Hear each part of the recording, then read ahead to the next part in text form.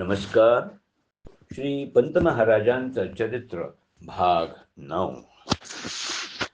अशा रीतीनं काही वर्ष योगानंदात गेल्यावर बाळप्पा पार्श्ववाड इथं आपल्या घरी गेले.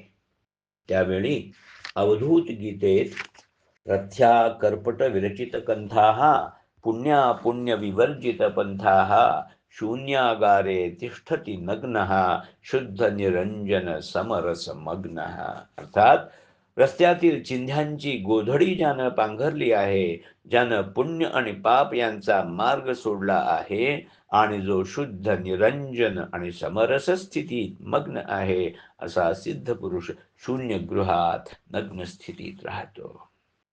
असं जे अवधूताचं वर्णन केलं आहे त्याचप्रमाणे त्यांची स्थिती होती.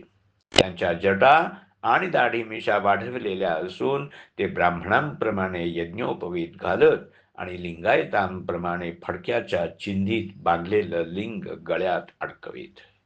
तसेच स्मार्तांसारखे सर्वांगाला विभूती चर्चित आणि वैष्णवांप्रमाणे गंध लावून तोंडावर, दंडावर, पोटावर वगैरे शंखचक्रांकित मुद्रा लावीत. अशा रीतीनं शैव आणि वैष्णव या दोन्ही संप्रदायांची विशिष्ट प्रकारची बाह्य चिन्ह धारण करून हे परस्पर विरुद्ध भासणारे संप्रदाय तत्वतः एकच असून ते दोन्हीही आपणास मान्य असल्याचं ते सुचवित असावं असं दिसतं. बाळापांच्या विचित्र वेशामुळे आणि वागण्यामुळे लोकांकडून त्यांचा अनादर होऊ लागला. एके दिवशी ते निजले असताना कोणी त्यांच्या दाढी मिशा कातरून टाकल्या आणि याला खूळ लागला आहे असं समजून सर्वजण त्यांना हुच्च बाळप्पा म्हणू लागले. पुढं त्यांना घरी राहणं बरं न वाटून ते पार्श्ववाड गावात असलेल्या मल्लिकार्जुनाच्या देवालयात जाऊन राहिले. तिथं असताना ते एकतारीवर भजन करत, गावी परगावी संचार करून भिक्षेवर निर्वाह करत आणि भजनात स्वतः रचलेली पदही म्हणत. मल्लिकार्जुन हे त्यांचं आराध्य दैवत असल्यामुळे त्यांच्या पदांमध्ये त्याचा वारंवार उल्लेख झालेला आहे. मागं उल्लेख केलेल्या पद क्रमांक 183 मध्ये या वेळच्या त्यांच्या रूपाचं आणि स्थितीचं वर्णन पुढील प्रमाणे केलेलं आहे. सुकुमार गात्र मनोहर कुटी सुंदर भस्माची वरुती निज शांती झाली मोहित पाहुनी मूर्ती. मस्तकी जटांचा भार भाळिके शर मुद्रा सुंदर अनुपम कांती आरक्त नेत्र उन्मीलित कृपेची दीप्ती. कौपीन कासे दंड कमंडलु करी हो करी शिवधन्य शिव शिव गर्जतसे वैखरी वैखरी. उन्मत्त बाल पिशाच स्थिती स्वीकरी स्वीकरी वगैरे.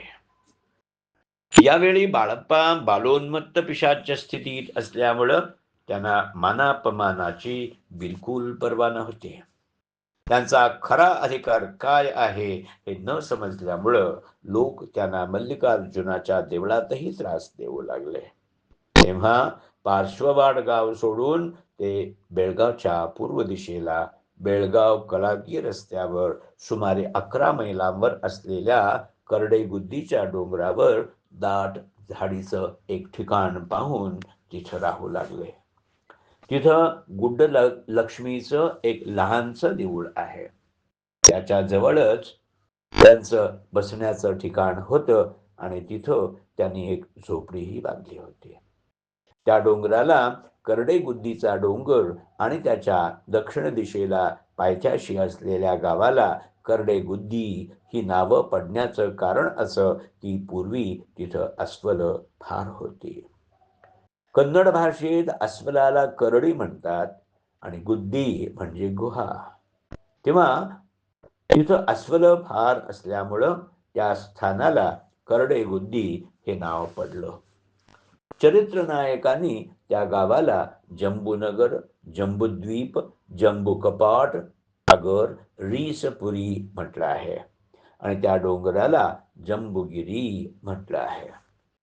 करडेगुद्दी गाव बालेकुंद्रीच्या पूर्वेला सुमारे 3 मैलांवर असून लोकवस्ती सुमारे 3,000 आहे.